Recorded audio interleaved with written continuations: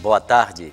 Está começando mais um Cabeça Diária com a série Ciências do Esporte para discutir sobre a análise física do movimento do corpo humano. O programa, que não se limita aos resultados, investiga, através de conhecimento científico, a contribuição técnica oferecida pela biomecânica aplicada aos esportes é o nosso tema de hoje.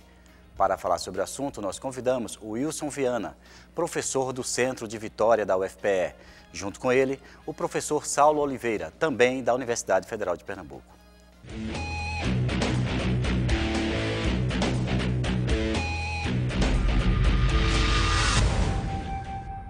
A nossa repórter foi às ruas saber se as pessoas têm noção do que é biomecânica.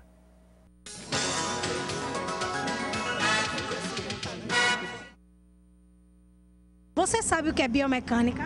Não, não sei o que é biomecânica. Para ser sincero, não sei o que é biomecânica. Também não. E biomecânica aplicada ao esporte, o senhor sabe o que é? É esportivo, né? Negócio de jogo, essas coisas, né? Está ligada à questão física, essa questão motora, essas coisas, não tem ideia não. Acredito, também não tenho certeza que seja isso, que devam ser formas de se melhorar o condicionamento, a forma de fazer exercício. Pois bem, hoje o Cabeça Diária vai aplicar a biomecânica aos esportes. Boa tarde, Wilson, e boa tarde, Saulo. Nós vimos no Fala Povo, pelo menos umas 4 pessoas não sabem dizer o que seja biomecânica, o que é biomecânica. De fato, é um termo técnico. Eu gostaria, então, de começar o nosso programa nessa série Ciências do Esporte, vocês falando um pouco o que é, de fato, biomecânica do ponto de vista conceitual. Bem, boa tarde, professor. A gente poderia dizer que a biomecânica seria o uso ou a aplicação dos conhecimentos da física clássica, especificamente a mecânica, sobre o sistema biológico, levando-se em consideração as suas adaptações. Não podemos aplicar diretamente algumas situações, mas, em síntese, seria isso, seria a aplicação de conceitos da física sobre o sistema biológico, daí o nome biomecânica. Então, seria próprio nós dizermos, Saulo, de que a biomecânica se utiliza de todo um aparato da matemática, da física propriamente, né? E com um olhar sobre o ser humano, é isso, Saulo? Exatamente. Boa tarde também, professor Edilson, obrigado pelo convite. A biomecânica ela tem realmente esse traço forte da física, da matemática, os recursos utilizados para se analisar o movimento, para se adquirir os dados, levam em consideração questões importantes da física e da matemática e, acima de tudo, questões tecnológicas também que estão envolvidas, né? Agora a gente está falando da biomecânica aplicada ao movimento humano. Porque há a possibilidade da biomecânica ser aplicada ao movimento não humano? Por exemplo, os animais. Sim. A origem da biomecânica ela começou com o movimento dos animais. Desde a época de Aristóteles, né, até os dias de hoje, o animal ele também foi analisado. As aves, os equinos, foi levado em consideração. Agora, quais as principais dificuldades da compreensão da biomecânica? É uma pergunta para vocês dois. Eu acho que, por muito tempo, a biomecânica ela foi tida, aí eu vou levar para o nosso lado, né? A gente está dentro da academia, a gente forma profissionais de educação física e, por muito tempo, a biomecânica, por ter marcadamente esse traço matemático e físico e de ciências exatas, afastou um pouco os profissionais de adquirir conhecimentos mais específicos para a sua aplicação, né? E um outro lado que talvez dificulte um pouco, né? Já dificultou, hoje em dia a gente tem recursos que facilitam a utilização na ponta, né, do profissional da educação física, da biomecânica, mas por muito tempo o acesso à tecnologia, que tornou muito difícil porque os equipamentos dentro das áreas e dos métodos que a biomecânica contempla eram muito caros e de difícil acesso, mas a gente vai poder ver logo mais que a coisa está muito mais acessível hoje em dia. Agora, Wilson, o que é que se estuda na biomecânica? Porque o Saulo falou que, quer dizer, como professores universitários ensinam na verdade, aos estudantes de educação física, futuros professores. Então, quais os principais conteúdos da biomecânica? Como vocês lidam com isso? A gente poderia dizer que, assim, o principal objetivo, eu diria que seria a performance. O objetivo da biomecânica é a melhoria da performance. E você vai melhorar a performance fazendo a análise do movimento. Então, nós estudamos o movimento em si e, a partir daí, como melhorar este movimento. como a gente pode tirar o melhor rendimento na sua execução. Daí, ela é uma grande ferramenta para o esporte, né? Porque a perfeição, ou seja, o menor gasto energético, a melhor execução do movimento, tudo isso interfere para a obtenção de um recorde, por exemplo. De resultados importantes.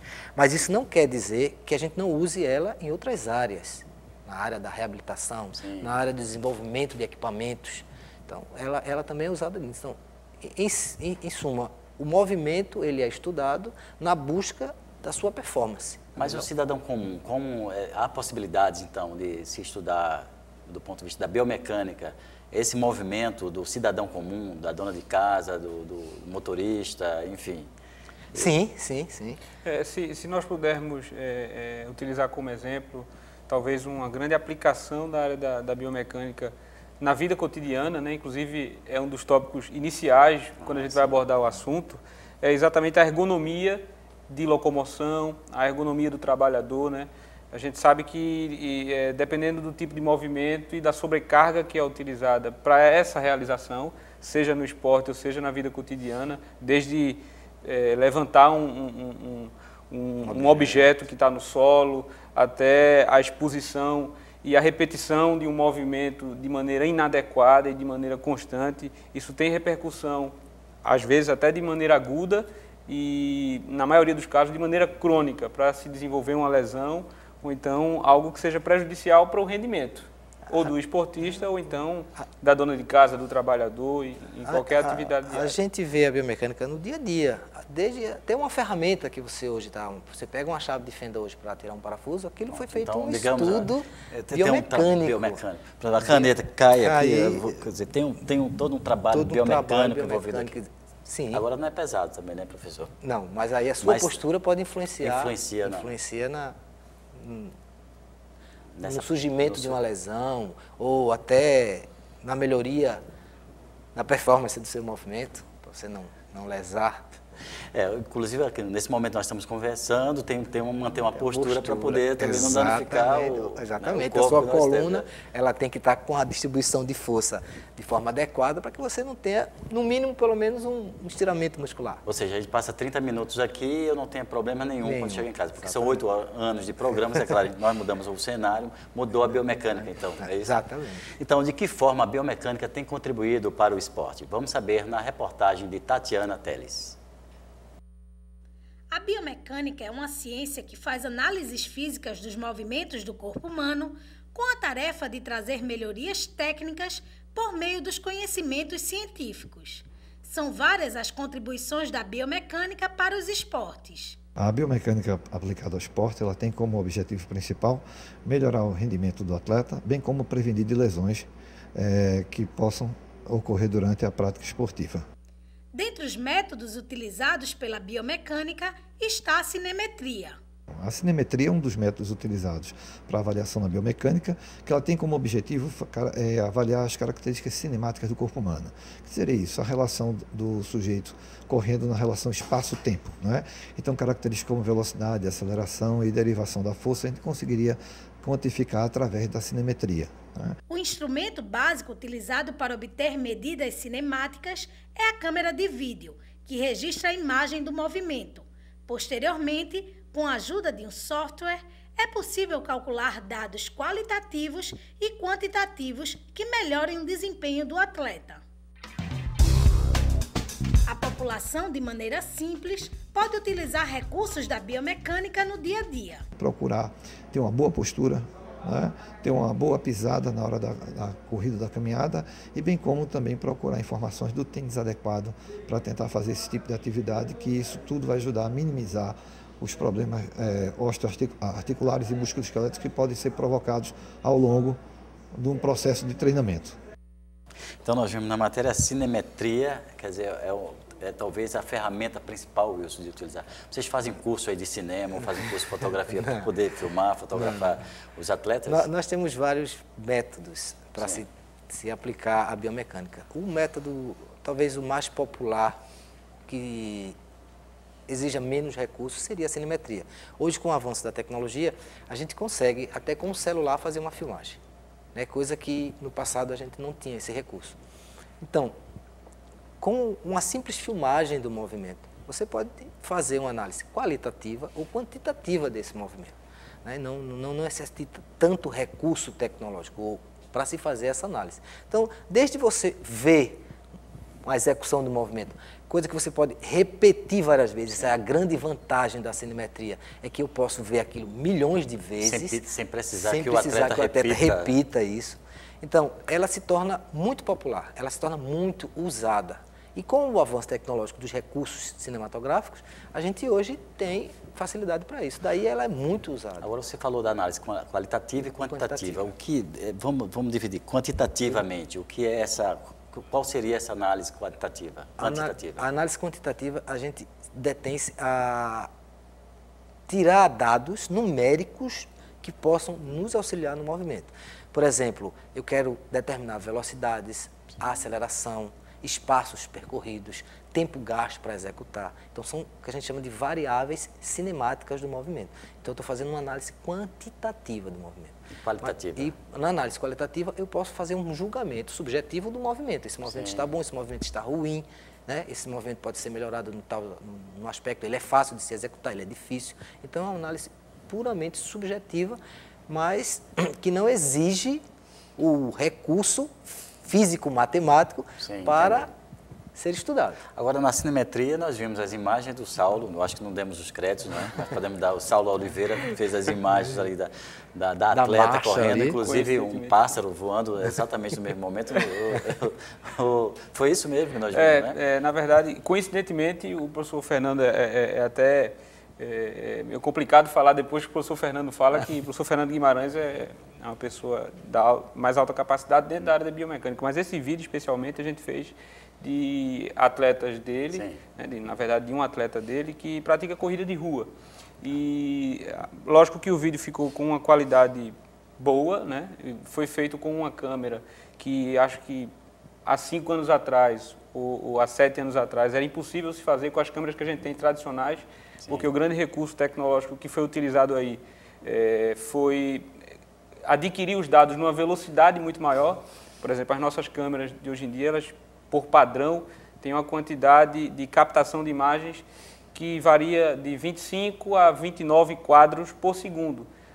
Nesse caso, o vídeo foi feito com uma câmera de baixíssimo custo, se a gente for observar a utilização da biomecânica para o esporte, por exemplo, e para pessoas que pretendem melhorar o rendimento, uma câmera de R$1.000 e que consegue filmar a cerca de 1000 quadros por segundo, né?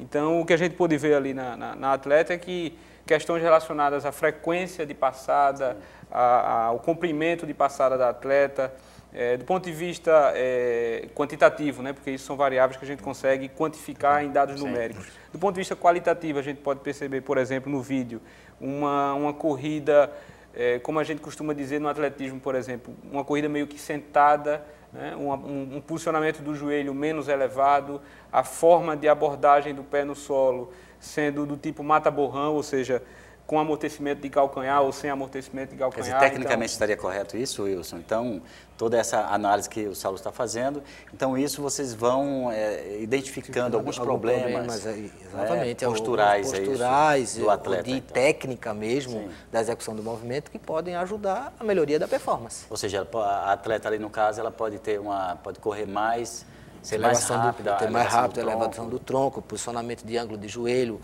a colocação do pé no solo. Então, tudo isso vai otimizar a corrida dela. Então, ela pode adquirir um rendimento melhor, ela pode cansar menos, ela pode ter menos dores musculares. Tudo isso em função de apenas uma simples análise feita por uma filmagem. Agora, que impactos isso tem para o atleta? Quer dizer, o que o atleta, assim, do ponto de vista do ser humano, o que é que ele ganha, né, com essa construção biomecânica, ou essa análise biomecânica que vocês oferecem para eles?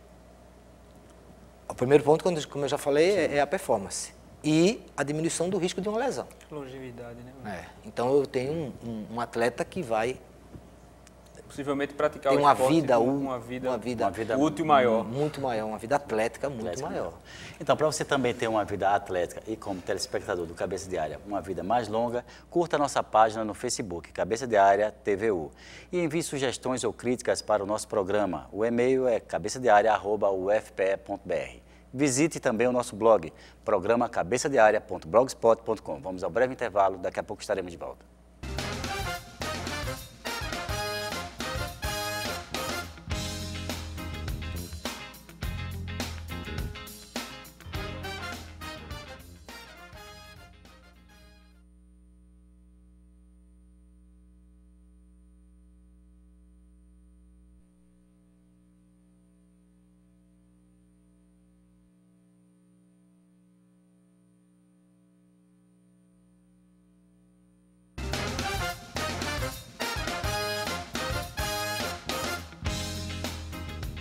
Estamos de volta com o programa Cabeça de Área. O tema de hoje na série Ciências do Esporte é a biomecânica. Para falar sobre o assunto, nós convidamos o Wilson Viana, professor do Centro de Vitória da UFPE. Junto com ele, o professor Saulo Oliveira, também da Universidade Federal de Pernambuco.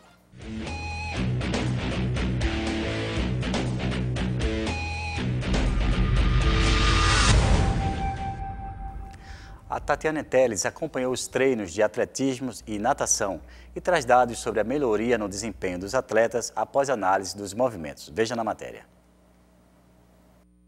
Os fundamentos da biomecânica ajudam os treinadores na análise dos movimentos, possibilitando melhorias no desempenho dos atletas.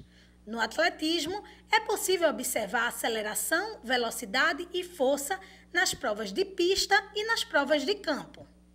Dentro do atletismo, podemos filmar e depois analisar os pontos de corrida, de salto, de lançamento, de arremesso e ver a angulação de joelho, de braço, de saída de ângulo de implemento, para poder otimizar o tempo, otimizar o movimento e ajustar nas correções do dia a dia durante o treinamento.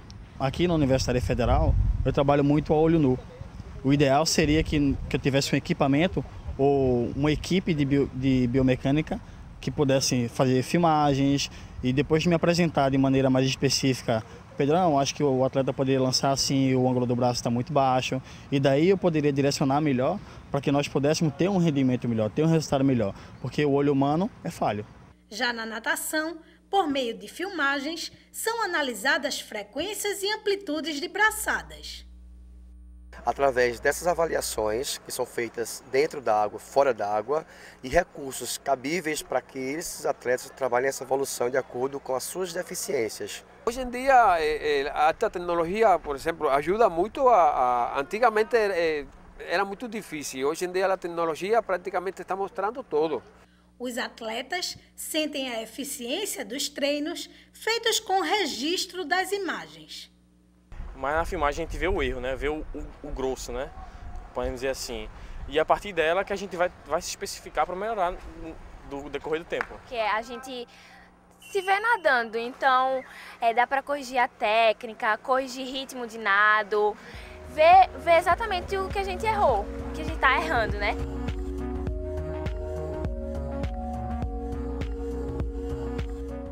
Que continuem fazendo trabalho científico, que isso vai ser realmente, junto com a fisiologia esportiva, com a biomecânica, a psicologia, vai dar um resultado muito bom a nível mundial.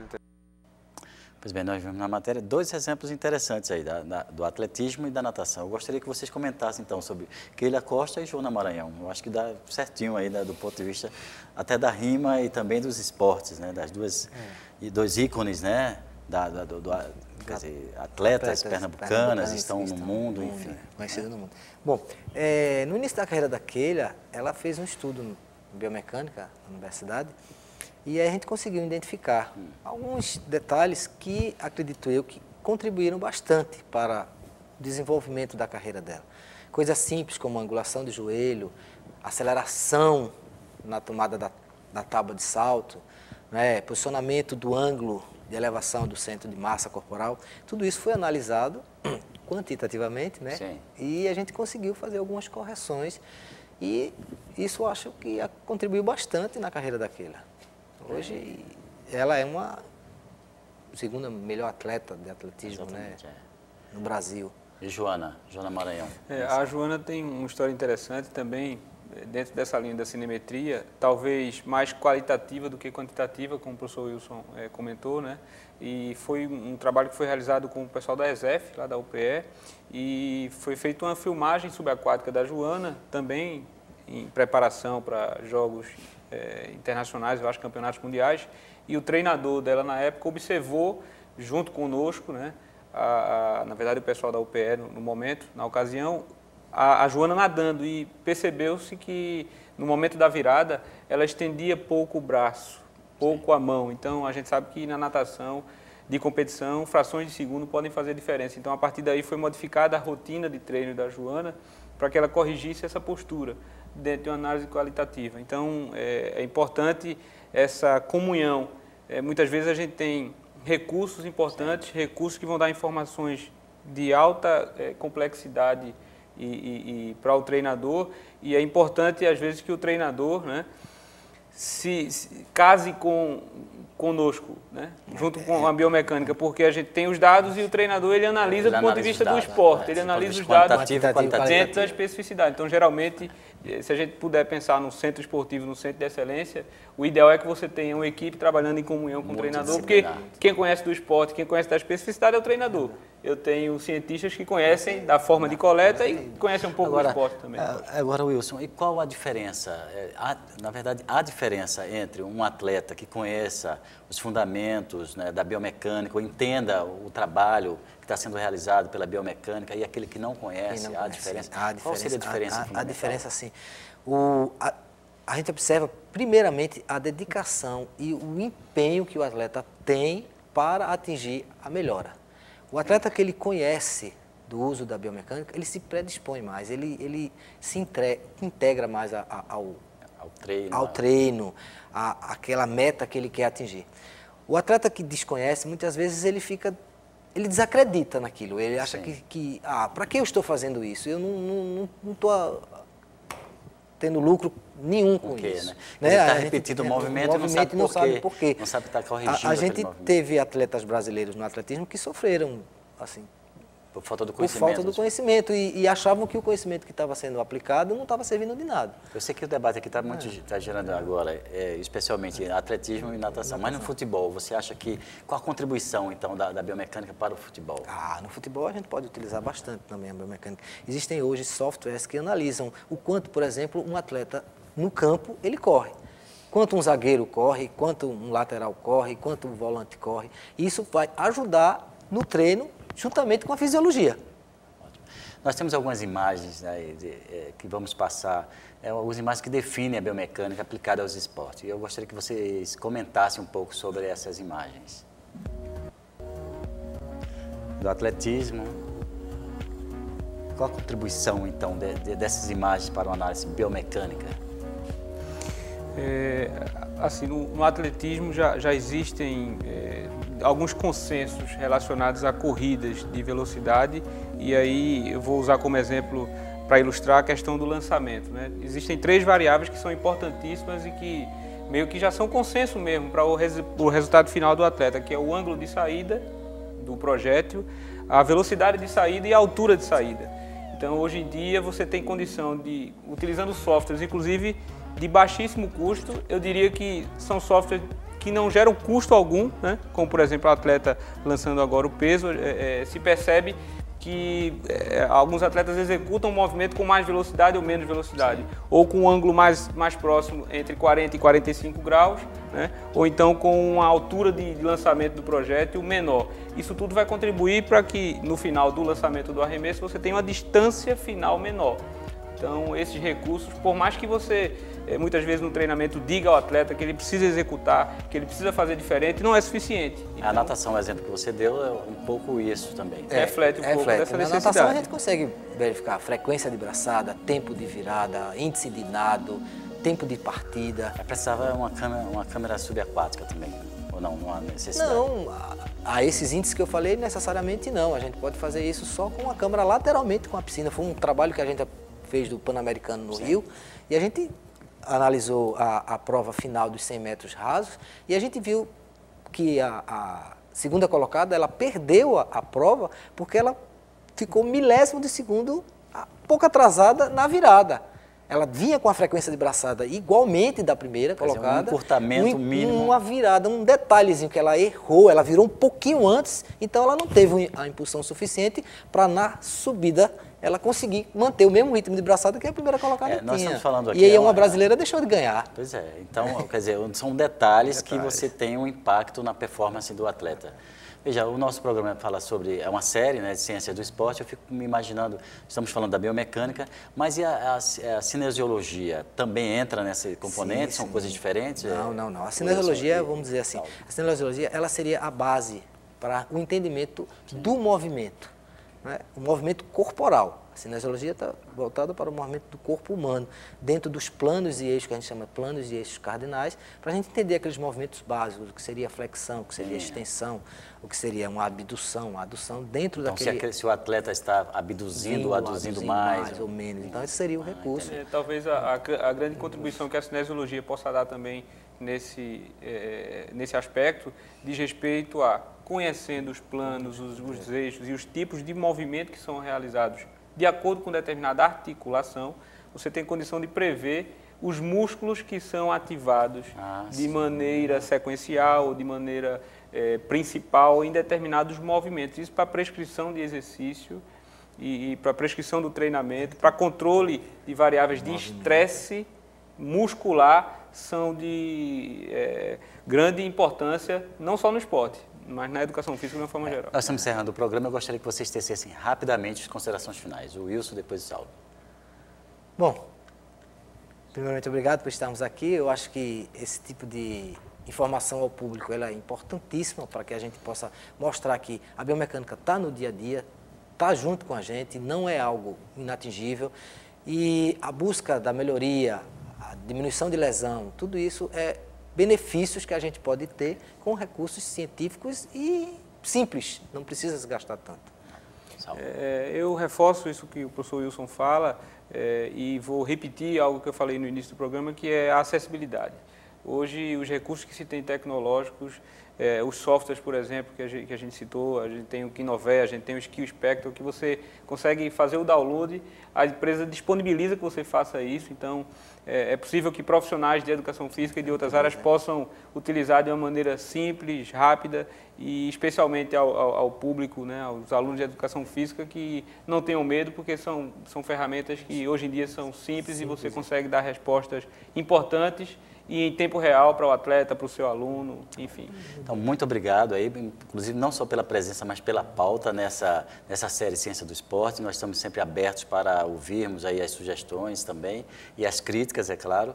E muito obrigado, parabéns pelo trabalho, sucesso, um grande abraço para todo o pessoal lá do CAV, do Centro... Logo nós estaremos com um grande laboratório. Um grande laboratório, nós vamos fazer uma cobertura desse laboratório. Okay? Muito obrigado. E você que acompanhou o nosso programa, muito obrigado pela audiência. Até a próxima semana com mais um Cabeça de Área.